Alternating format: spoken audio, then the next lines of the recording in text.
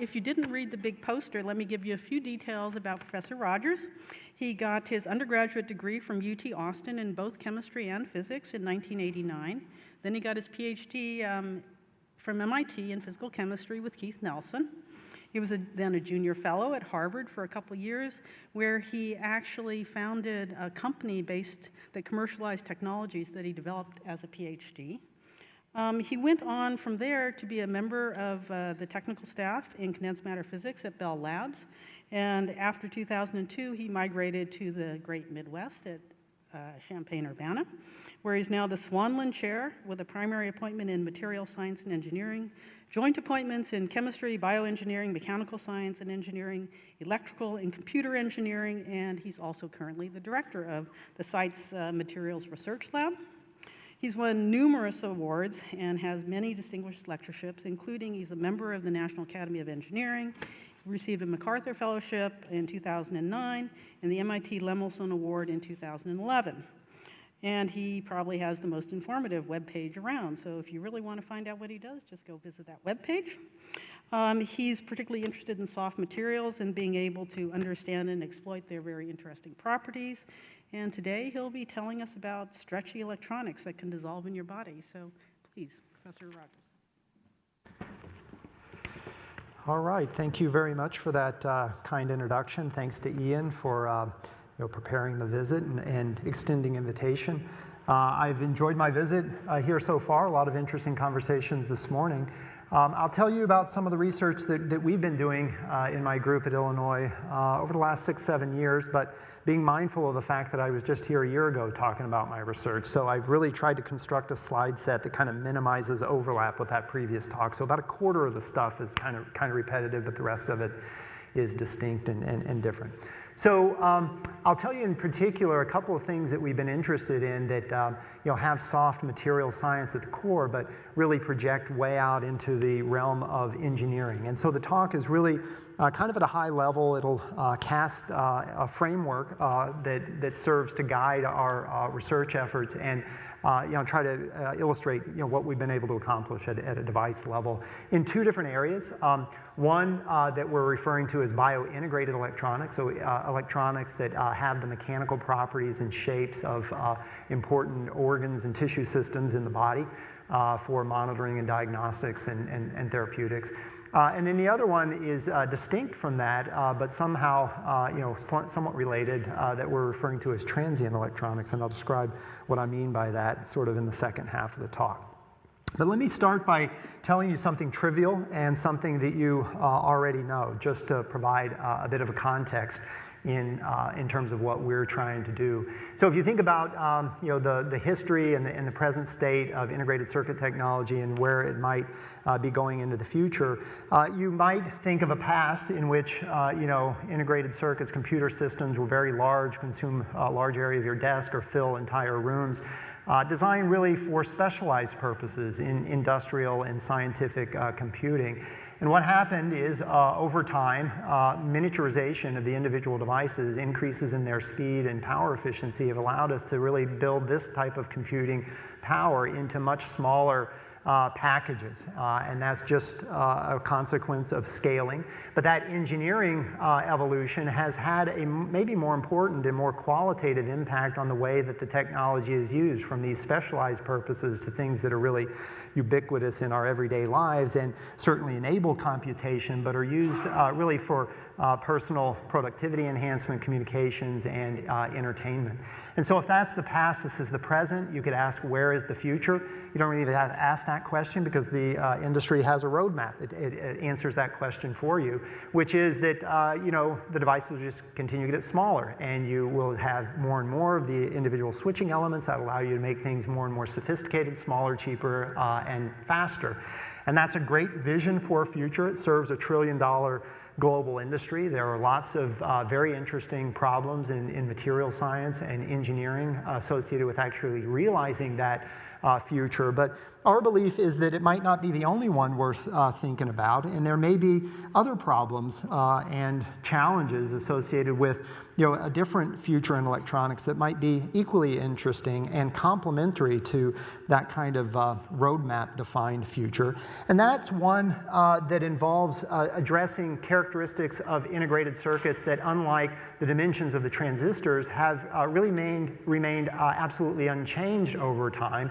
And that is the fact that all integrated circuits that are commercially available are built on the rigid, planar, brittle surfaces of semiconductor wafers. That's the way it's always been. And that's fine if you want to build an iPhone or a laptop, but what if you wanted to take an integrated circuit and wrap it onto your brain, or envelop your heart, or melt it into your skin? That kind of mechanics and geometry set by the wafer substrate would prevent you from doing that. So this is a future where electronics should be used in yet a different kind of way, really to advance state-of-the-art in human health.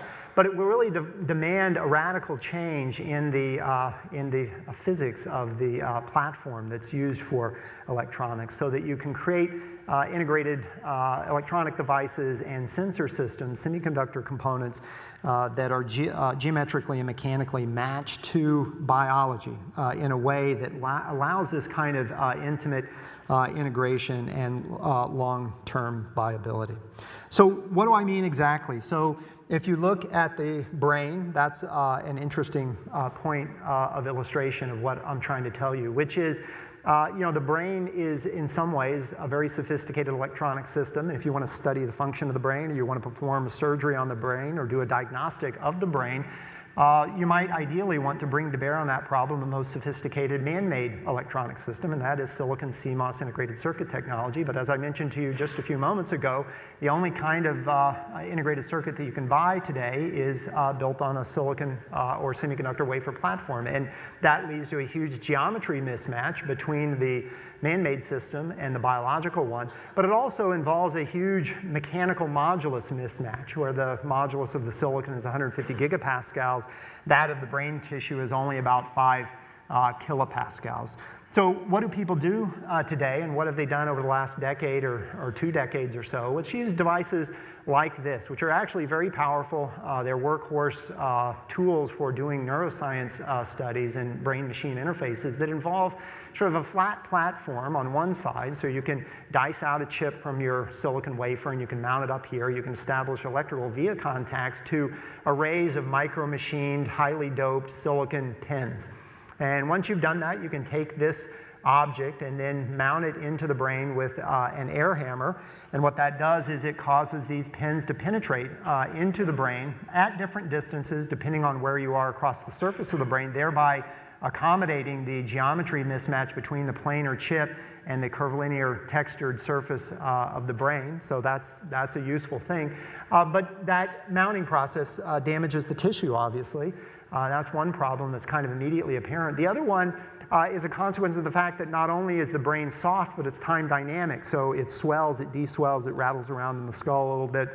And once this thing is mounted into the brain, you essentially have a needle, a rigid needle in a moving bowl of Jell-O. And so you have a continued irritation beyond just the initial insertion that leads to a degradation in the fidelity and the impedance of the electrical contact between those pins and the brain. So this is useful, but I think it has some well-known disadvantages, such as the ones I just described to you. So what we hope and believe is that the future will involve strategies in material science that allow you to take this type of circuit, retain the performance and the scaling, but create it in a geometry and a format that really is matched to the biology. So soft and shape conformal and built out of biocompatible materials. So that's the aspiration. And what are the material science challenges that flow from that? Well, they're pretty obvious. The first one of which has to do with your choice of a semiconductor material. That's probably the most challenging, material in terms of, the various different materials that are found in an integrated circuit.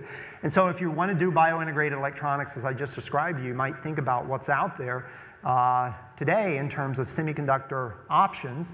And you might split out those options in terms of organic-based systems, so polymers, small molecules, single crystals, carbon nanotubes, let's just call that organic, graphene, And then inorganics as well, you know, amorphous silicon, poly, single crystal silicon, gallium arsenide, indium phosphide, other materials.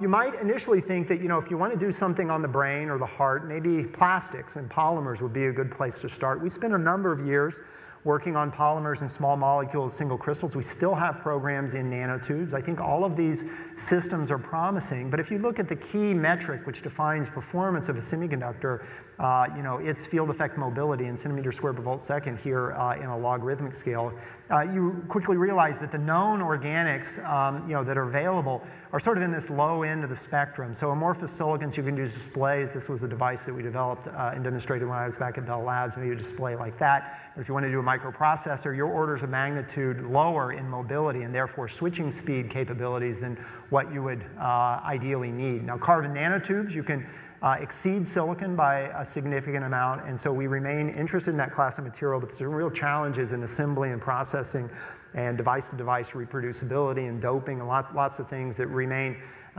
you know, make it difficult to make an integrated circuit, you know, with realistic function out of carbon nanotubes. We've stayed away from graphene just because I don't think it's very useful. It's a semi-metallic material, and you're not going to do digital integrated circuit that way. So carbon nanotubes of the organics looks interesting, but then, you know, the reality is that if you could figure out a way to use, say, silicon or gallium arsenide for these kind of brain integrated or you know, organ mounted circuits, that's realistically the way you do it, because there's you know, a 50-year history of scientific and engineering knowledge around these materials and their use in semiconductor devices and integrated circuits that is such that, you know, if you could adapt silicon for this, then that would be the way to go.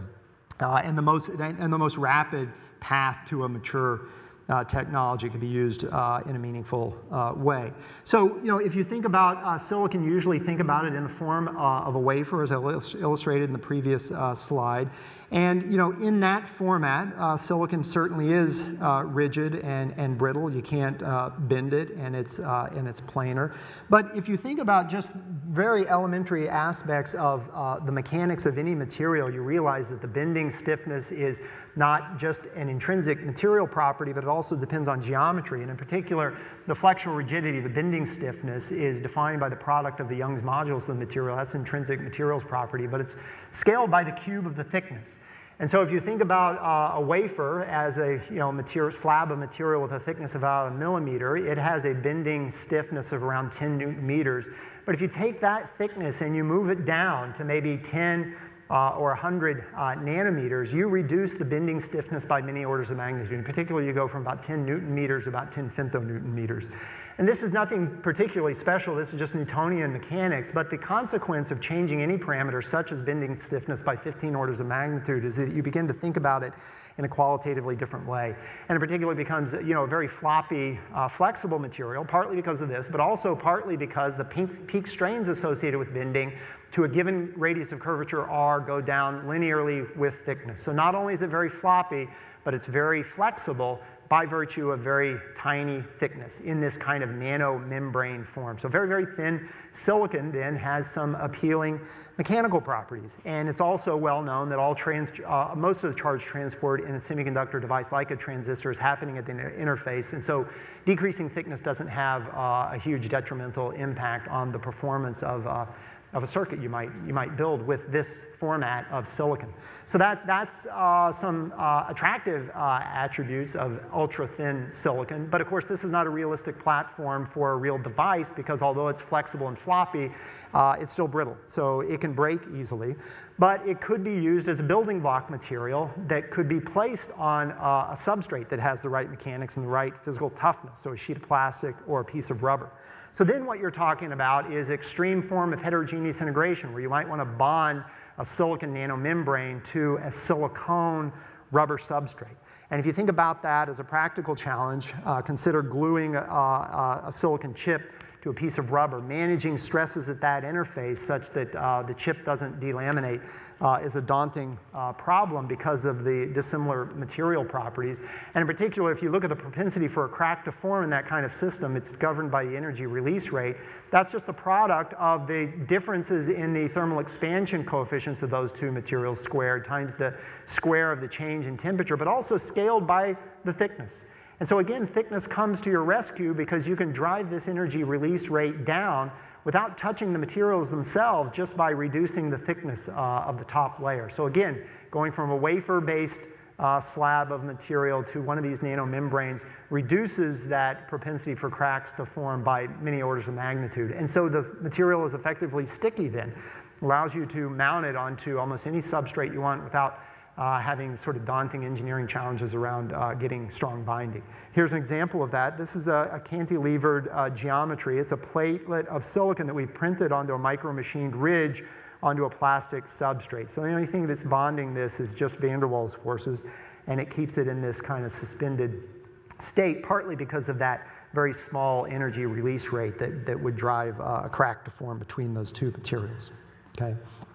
So those are some really basic ideas in mechanics. That's what's motivating some of the strategies that I'll talk to you about through the course of the talk. Now this is what you want to do. The question is, how do you create material with that geometry in bulk quantities in a cost-effective way at semiconductor grade levels of purity and crystallinity? You're not going to take a dicing saw and cut a boule of silicon to that type of thin sheet form.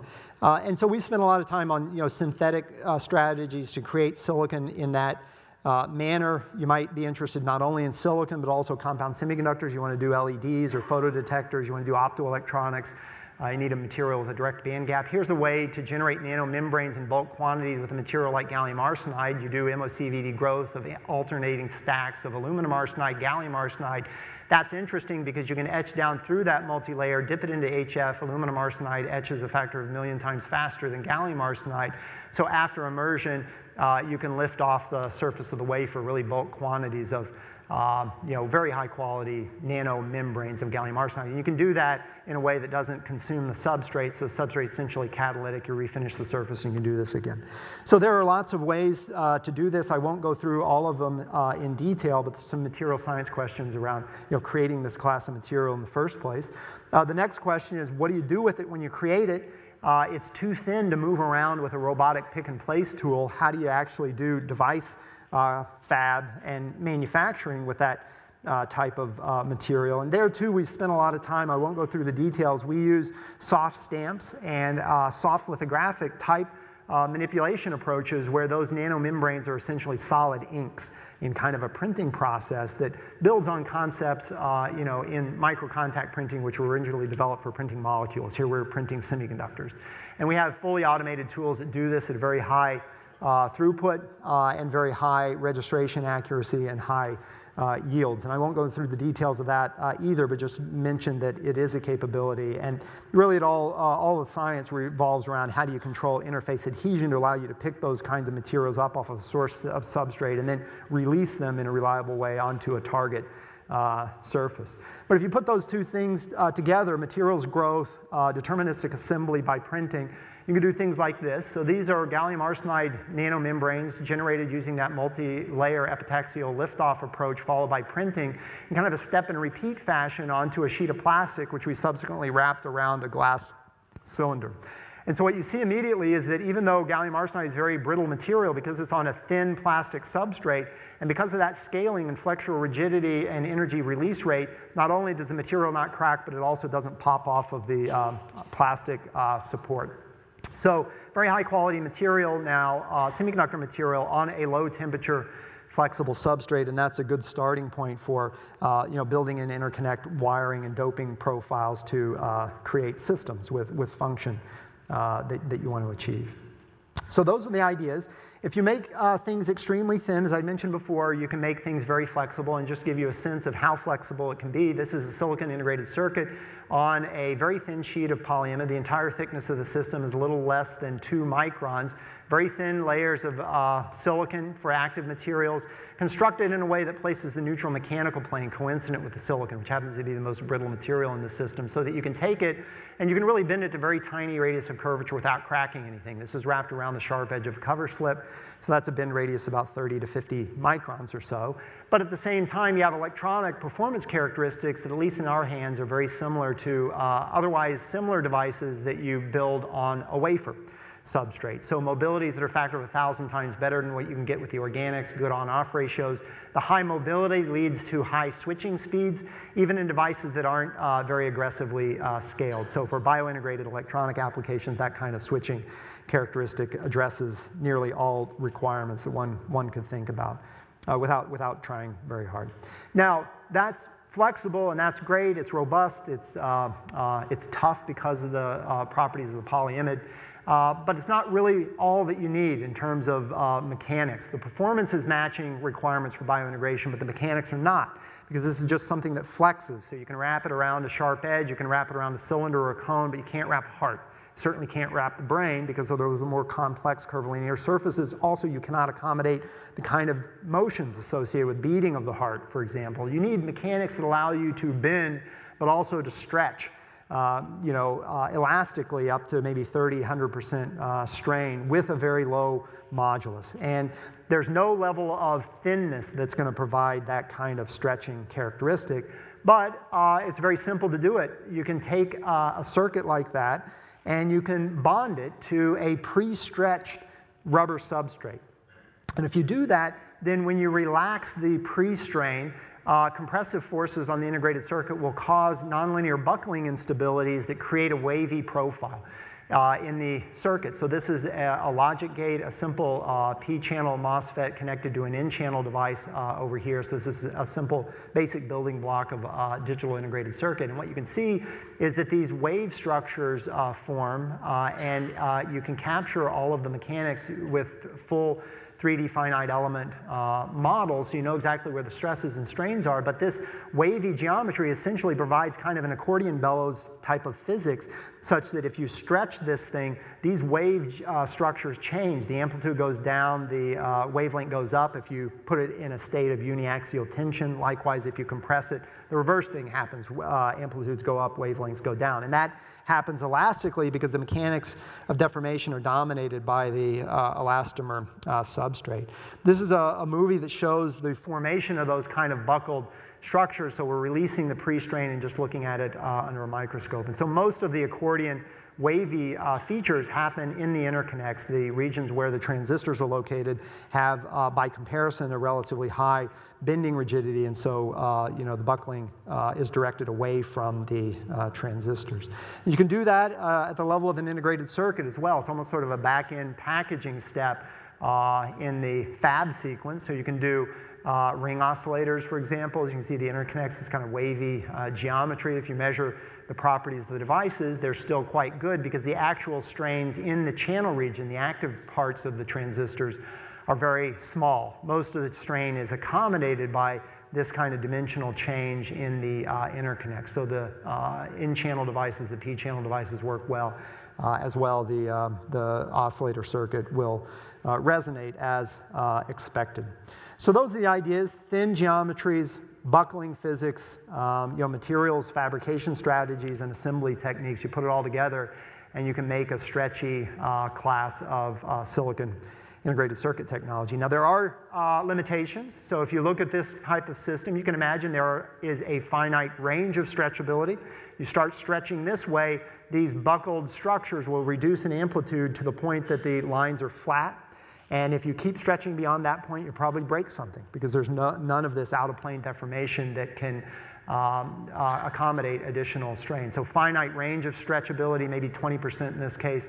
And the other thing is that there's some coupling of strain in the substrate to the channel of the devices. So you see there's a small amount of change in the electronic properties as you stretch it back and forth. So those are two disadvantages, but this is really the very simplest embodiment of those type of concepts. We've written many, many papers where we get more sophisticated, and I'll just show you one example. You can take that very thin circuit, you can cut it into an open mesh, and you can locate the silicon just at the islands, and you can do surface chemistry on those islands such that upon contact with the pre-strained elastomer, you get a strong bonding, but only at the nodes. In the interconnects, you avoid that kind of surface chemistry so that those regions can delaminate, buckle up out of the plane, out of contact with the substrate upon relaxing the pre-strain to create this kind of non-coplanar design. And in this system, you can stretch it back and forth, maybe up to 100%, 50% strain range, and in a way that really does a very good job of strain isolating the device islands. And the consequence of that mechanics is you can really wrap this type of circuit onto any kind of shape. This is the dimpled surface of a golf ball, and you can kind of see how that goes. So you can imagine, maybe many applications you can consider with those kinds of approaches. Like I said before, we've been interested in the human body primarily, and the brain, heart, and skin in particular. Let me tell you about the brain. So I'll give you 2 or 3 examples of devices that we've demonstrated on brains. The first one of which operates in a mode that's similar but much more advanced than a diagnostic tool that's used in current surgical procedures that are used to treat severe forms of epilepsy. And the surgery, and so we do this in close collaboration with docs at the Penn Epilepsy Center, University of Pennsylvania's medical school. So patient comes in, local anesthetic, you cut the skull cap off, you expose the brain, you pull the skull off, you expose the brain, then you laminate onto the surface of the brain these bulk electrode arrays. So these are pads relatively large in dimension, each one of which has an individual wire that goes to a data acquisition system, either in the form of a strip or kind of a skull cap 2D array like this. This sits on the head of the patient until they undergo a seizure. And when that happens, data is recorded on the temporal variation in the surface potential at each one of those nodes. So you develop a spatiotemporal map of electrical activity on the surface of the brain. A trained surgeon can take a look at that and determine from that pattern which regions of the brain are most responsible for the seizure. Once he's made that determination, this thing comes off, and then he goes in and resects that part of the brain. And that's what's done. We were approached by folks who do that kind of procedure and asked whether we could produce a piece of electronics that would do what these passive electrode arrays are doing, but with much, much higher spatial and temporal resolution to add precision to this kind of diagnostic or monitoring tool for that kind of surgery. So that's what we did. This is an example using the ideas in material science that I described to you previously. And this is a representative device. This is originally designed for cardiac, but we use a modified version for brain. And it consists of an array of almost 300 sensors. Instead of penetrating pins, we just have flat pad electrodes, just formed by physical vapor deposition of a metal, that connects down through a via at each unit cell to a multiplexing transistor and a small amplifier. Multiplexing allows us to do large numbers of sensor sites with relatively small numbers of wires. So all we need are row and column address lines. We don't need separate pairs of wires to each electrode. And that kind of multiplexing strategy allows you to scale to very high resolutions in a reasonable way. And the ability to do local amplification greatly improves the signal-to-noise ratio of very low signal levels that are typically seen in this kind of measurement. And then the whole thing, made out of these nanomembrane silicon sheets on a piece of plastic. Here's one of those devices laminated onto the surface of the brain of a cat. You have a colony of epileptic cats at University of Pennsylvania, which is sort of a disturbing concept itself, but you open up the skull, do exactly what I mentioned before. Cat is under local anesthetic. You laminate that on, and then in this case, you can artificially induce a seizure and then do high fidelity, high speed recording of spatiotemporal variations in the surface potential, and that's what I'll show you right here. So this is a map, color-coded map of surface potential across that saran wrap piece of electronics, the sensor array. And this is the output of a representative channel in that array, plotted as a function of sort of amplitude on the y-axis here and then time along the x-axis. This is 1 second, 2 seconds, 3 seconds, 4 seconds, so on. So this is what it looks like. It's just a representative trace. We have lots of data like this. But what is going on here is you sort of have a quiet period leading up to the time that the neurotoxin is introduced. That creates an onset of anomalous electrical behavior on the surface of the brain, but no physical seizure yet. The physical seizure doesn't happen until roughly this point, and that coincides with the emergence of a very time-periodic variation in the potential at this representative trace. And you can see that extending all the way out to the 5-second point. And simultaneously, you see a recurring spiral wave instability in this 2D map.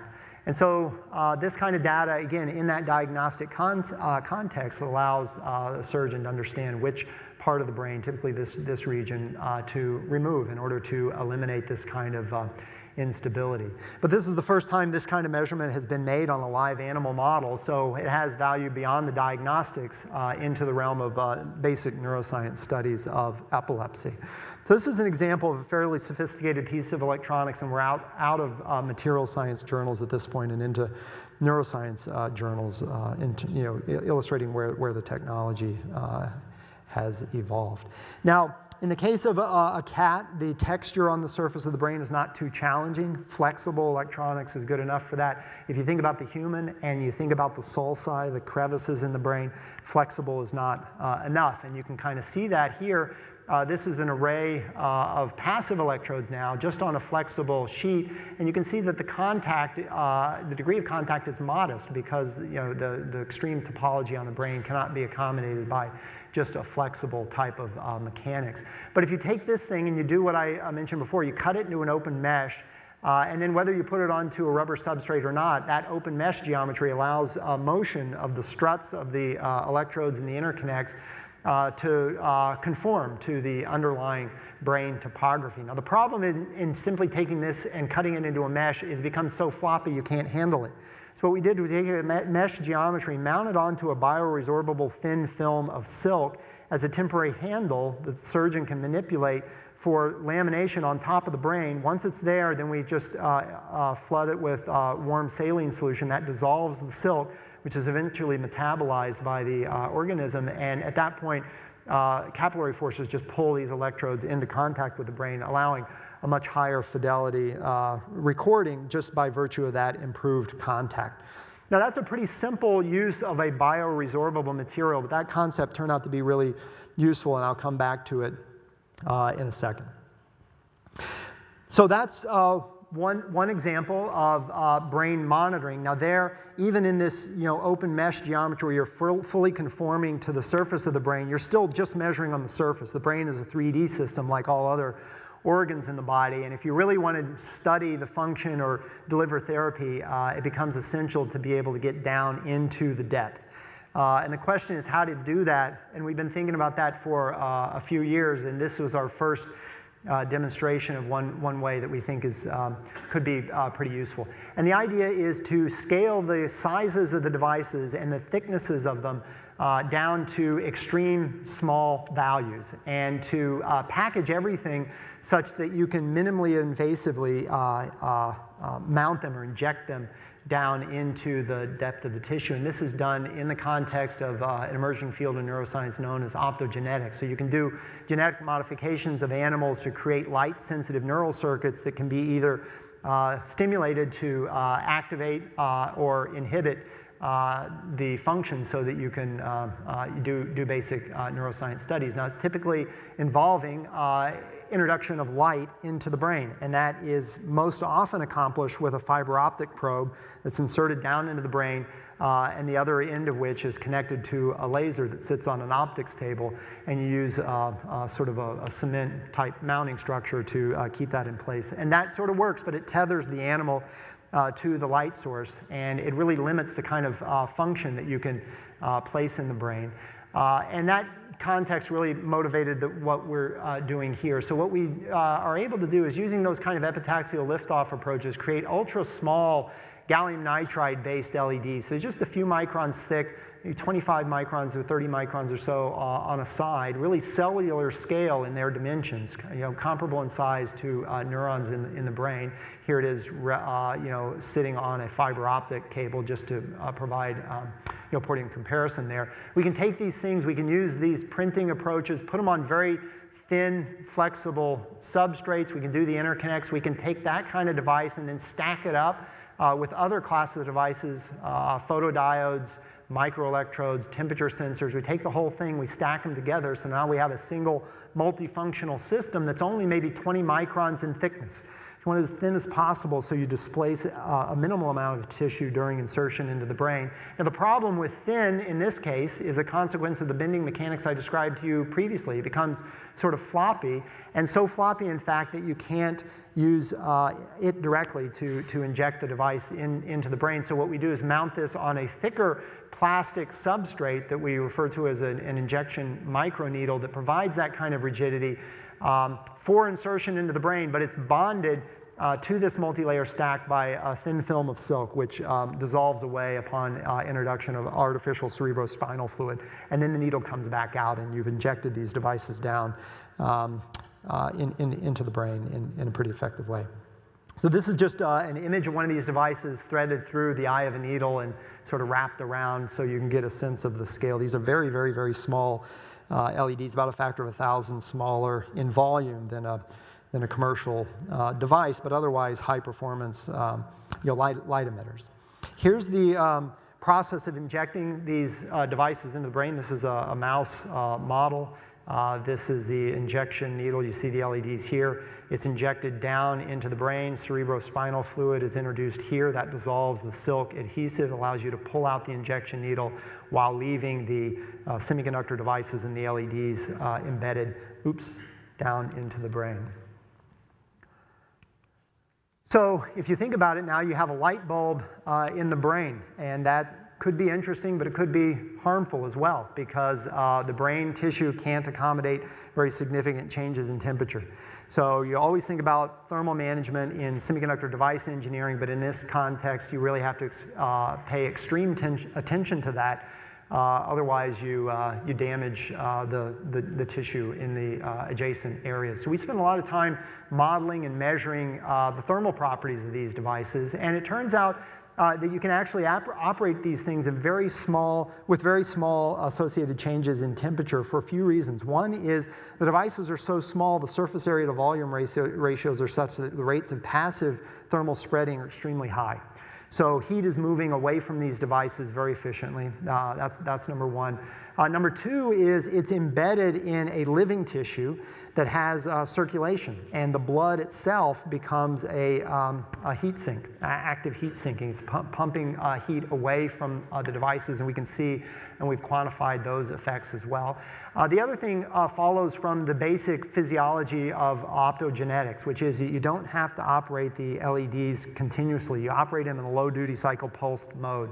And so if you look at typical operating conditions, you find that the temperature changes are modest, and in particular for realistic use, that change in temperature associated with operation of the LED is maybe 1/10 or 2/10 of a degree, and we have full modeling results to sort of capture all the aspects of thermal management. But it's a very important topic. We spend a lot of time looking at heat flow. But you can do this. So this is what it looks like. So you have LEDs down into the depth of the brain. Part of the motivation here was to get rid of the tether, so we don't want wires connected to a battery. Instead, we use far-field RF transmission and an energy harvester to do remote powering. So that's the remote power module here. It's an antenna and a rectifier, and there's a releasable plug that connects to the array of microscale LEDs, which you see here. And this is what it looks like mounted up into the animals. You sort of have a hat on here. That's the power system. And then we have a patch antenna that sits across the room that not only delivers power to the devices, but allows us to modulate them on and off according to cues associated with the behavioral studies that we might be engaged in. So this is what it looks like. A lot of consequences getting rid of the tether, one of which is that you can do studies of social interactions. You can make lots of these devices and power them up separately, do separate control. Here's a very simple experiment that was done with our collaborators at Washington University, sort of a prototypical standard optogenetics experiment just to show that the hardware works. And it involves genetic modifications in a mouse model that induce release of dopamine upon illumination of the relevant part of the brain. The dopamine creates a pleasure response in the animal, and that response can be used as a basis for training a behavioral response without a physical reward. So the animals run around in this Y-shaped maze, and this is a thermal image of their average position over time. So the animals like to sit at the ends of these arms or wings of the maze, but with equal probability in all three. So what we do is we train the animal by activating the LEDs whenever they are in this part of the maze. That creates an association of this part of the maze with that pleasure response, so we can train them to go here so that they go here whether we're operating the light or not. And so that's a demonstration that this technology is working in the expected manner. And we're now engaged in a number of different studies that are uniquely enabled by these kinds of devices rather than this one that had been done previously with this fiber optic tether.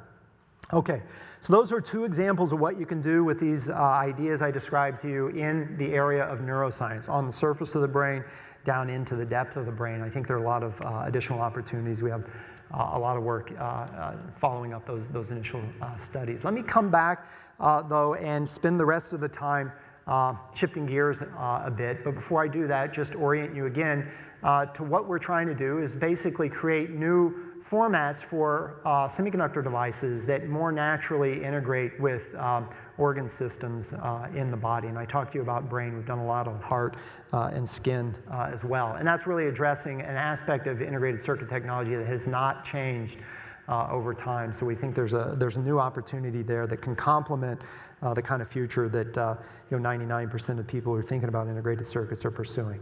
Now, the other thing that you might want to consider in terms of these devices, not only just geometry and mechanics mismatch, but real biocompatibility that will allow you to do long-term implants. And that's something we've thought a lot about. I think there are a lot of challenges there.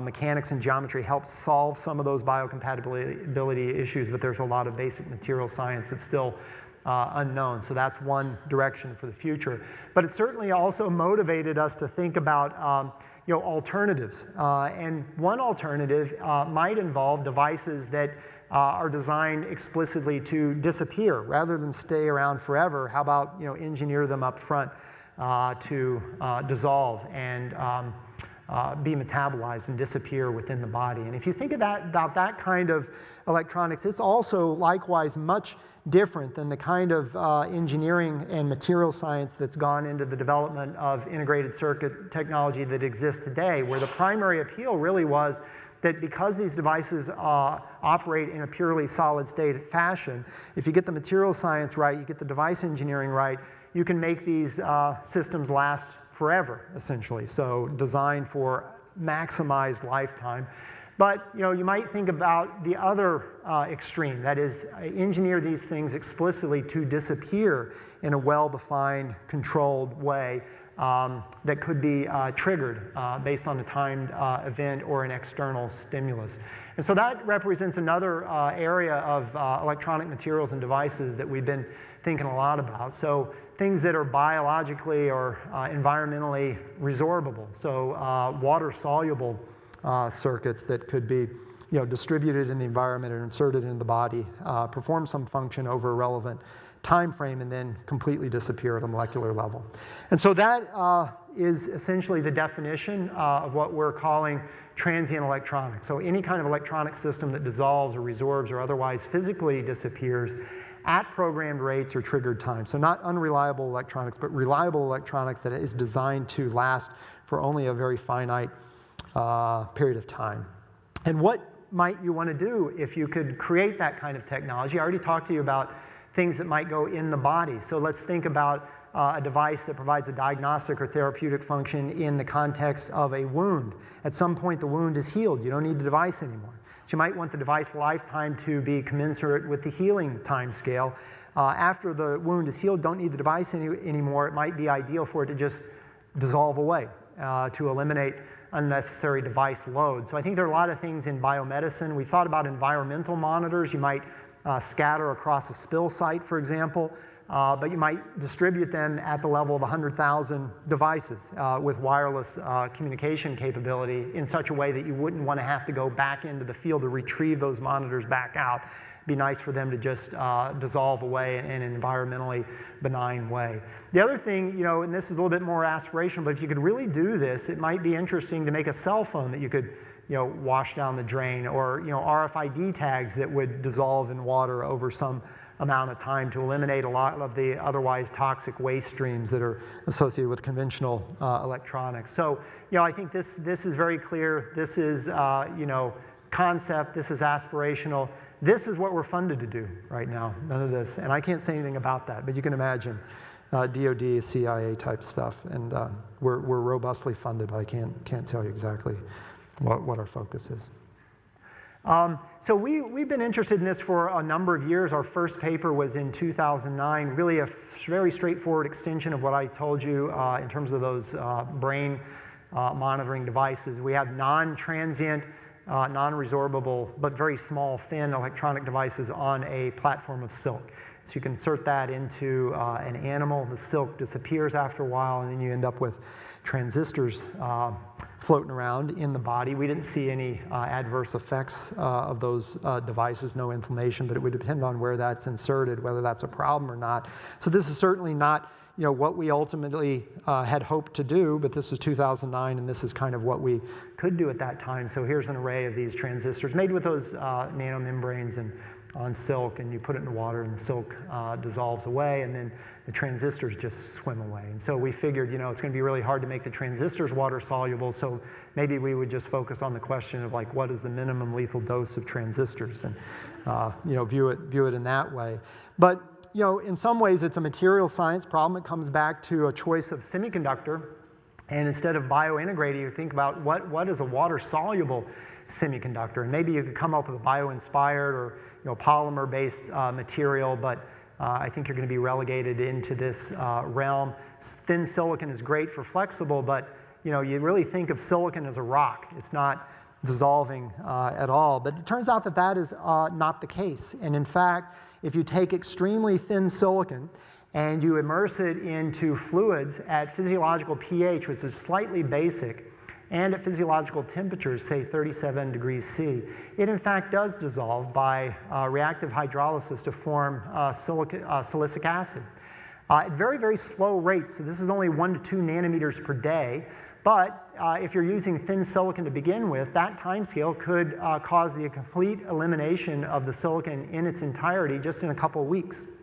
So here's you know, the disappearance, gradual disappearance of silicon nanomembranes with 3 different thicknesses at these physiological conditions. And so that was a little bit unexpected to us anyway. I think in retrospect, maybe it's not so surprising because, you know, you do high pH micromachining of silicon, and this is just a very modest pH. So you're doing micromachining of silicon at just very, very low rates. But all the details matter. So, you know, the pH dependence is very, very strong. You go pH 10, the silicon disappears very quickly. Go into acidic conditions, it's dissolving very, very slowly. The doping levels also matter. A lot of these details matter in terms of doping, pH, temperature. Also depends on the solution type. Bovine serum dissolves pretty quickly in PBS, salt water as well, it will disappear. So silicon in many, many contexts, not every context, but many that we're interested in is in fact a transient semiconductor. But the thin geometry is absolutely critical. Let me just highlight that. If you have 35 nanometers of silicon, it will dissolve in about 10 days. And you only need less than half a milliliter of water to do that for, you know, a silicon nanomembrane-based circuit that might have an area of 1 square centimeter. If you think about a bulk wafer, 700 microns in thickness, if you just extrapolate out, that would take 600 years to dissolve, and you need 8 liters of water to do it. So, you know, a silicon wafer, conventional electronics, is not by any stretch transient, but you make silicon very thin, and you put it on the right kind of substrate, and you use the right kind of metal interconnects and the right kind of dielectrics, you can make an entire integrated circuit that is water soluble, and one in which the products are environmentally benign and in fact biocompatible. So here's an example of that. This is a Colpitts oscillator that consists of an inductor, a capacitor, a transistor, a diode, and a resistor, where we use magnesium as the interconnect metal, magnesium oxide as the dielectric, silicon nanomembranes as the active semiconductor material, and silk as the substrate. So in this case, it's high quality piece of electronics, but it's completely water soluble, and you can see it disappear in that way. But the great thing about silicon is that one already knows how to do device engineering, and it's high performance, and it's available at commodity cost, quite frankly. So you can do transistors, you can do logic gates, very, kind of performance you would expect, it being based on silicon. This is another example. It doesn't have to be just transistors. You can get photodetectors, you can do strain gauges, temperature sensors, you can even do solar cells. This is a challenge that we put together to meet a request from a DARPA program manager. It's basically a digital imager. It's just 64 pixels, but it consists of silicon photodiodes, silicon blocking diodes, magnesium interconnects, and magnesium oxide interlayer dielectrics. So this is a device that's completely water soluble, but one you can use to take pictures of different images. And so that was one example of that. Here's a piece of this type of device, deployed in the field. This is something we generated for DARPA, and you can imagine it's raining, and the device just disappears. Everything dissolves. The silk goes first, and then the magnesium, and then the silicon over time. So that's quick dissolution, but you can change the crystallinity of the silk to change its dissolution rate. If you're using it as a substrate encapsulation layer, then you can define time frames for the circuit that exceed the dissolution times for any of the constituent materials in the circuit, and that's important. And so it really becomes a challenge in materials development and packaging to set device lifetimes. In this case, it's about 3 days. But the silk itself can be treated or processed in such a way that the crystallinity will keep it from dissolving for up to a period of about a year. So that's what you can do. So all of the science then is around understanding the interface properties and the chemistry associated with dissolution of the key materials. And I'm not going to go through the details, just highlight that there's an area of opportunity there in terms of interface studies, spectroscopic measurements, and modeling. It really is corrosion science, but in the context of this kind of transient electronic technology. So zinc oxide is another option. I'm going to just skip right through that. It's a little bit late on time. Let me give you one example of a specific device that we're trying to build. So I think there's enormous array of material science opportunities, but then also some engineering here that becomes worthwhile, we think anyway. So if you consider a hospital operation, patient undergoes that operation, released from the hospital. If you look at the statistics, the leading cause of readmission into the hospital is associated with an infection that develops at the surgical site. And many of those infections are bacteria related, and many of those bacteria are antibiotic resistant. So if you could make a piece of electronics, sort of an electroceutical in a sense, that could go into the body at the very end of the surgery, at the location of the surgery, and you could design that piece of electronics so that you could, for example, wirelessly couple power into it to create local heating, then you could use this device as a bactericide that could be used to kill bacteria colony that might be forming at the site of the surgery without having to go back in and clean it out. And in a type of device that has a lifetime of about 2 weeks, because that's the most critical period for the development of an infection. Beyond 2 weeks, the surgical site has typically healed to a point that the chance for an infection is very small. So by dissolving after 2 weeks, that transient process eliminates the device load that would otherwise be there if it were made out of a conventional set of materials. So that's one example that we're doing some work on in biomedicine. So let me just conclude and kind of summarize. So I've told you about 2 things that we've been interested in. One is biointegrated electronics, which is all about materials and mechanics of materials and interfaces to biology. And the other is transient electronics, where it's, again, material science, but corrosion science and chemical engineering overlaid on top of that, where dissolution of these materials becomes a critical part of the design and the underlying science.